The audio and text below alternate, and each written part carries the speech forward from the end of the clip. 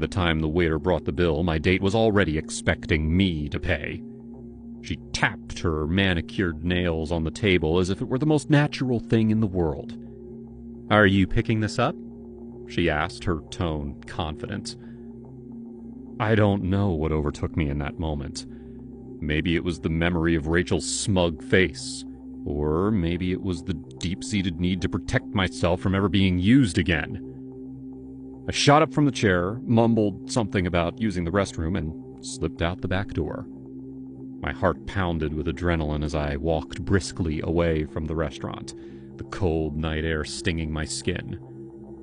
I imagined the shock on Fiona's face when the waiter would return to find me gone and her alone with the bill.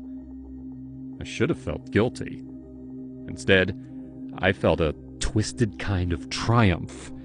It was a high, an odd rush that made me feel in control for the first time since Rachel.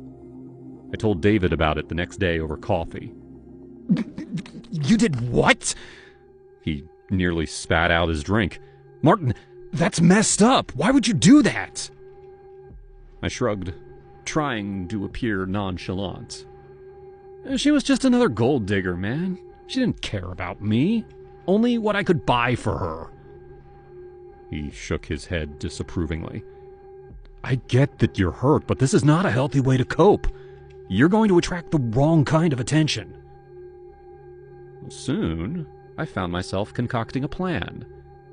I started visiting dating apps and intentionally looking for profiles that hinted at a history of cheating or boasted about wanting someone who could afford luxury. It wasn't hard to find them. People can be surprisingly open about their desires online. Once I identified a target, I would strike up a conversation, making sure to dangle just enough hints about my own so-called wealth to pique their interest. My next victim was a woman named Sylvia, who boasted in her profile about wanting the finer things in life and being allergic to cheap dinners. I found her transparent greed oddly convenient. I matched with her and we chatted for a week. When we finally met at a top-tier steakhouse, she didn't hesitate to order the most expensive entree. She spent the entire night telling me about her needs and how she only dated men who could afford her lifestyle. My blood simmered as she talked. It was like listening to a remix of Rachel's old lines. When the waiter slid the bill onto our table, I excused myself to take a phone call. I vanished into the night once